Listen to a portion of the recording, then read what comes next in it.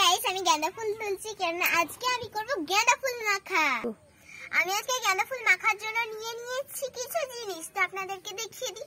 এই যে এটা হলো গাঁদা ফুল, দিয়ে দিচ্ছি পরিমাণ মতো সস, নাহলে একদম ভালো লাগবে না খেতে।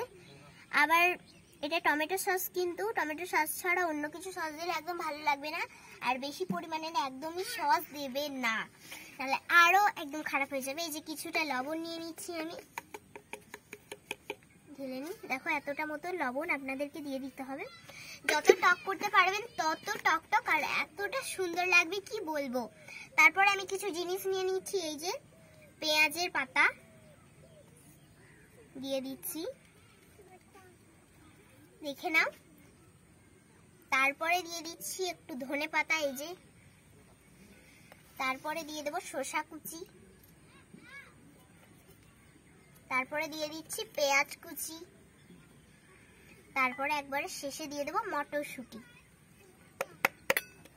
তারপরে এগুলোকে মেখে নেব।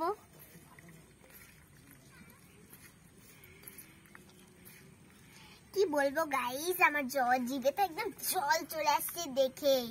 এই যে দেখো, আমি একটু খেয়ে দেখি। হ্যাঁ, কি বলবো গাইস, এতটা সুন্দর হয়েছিল।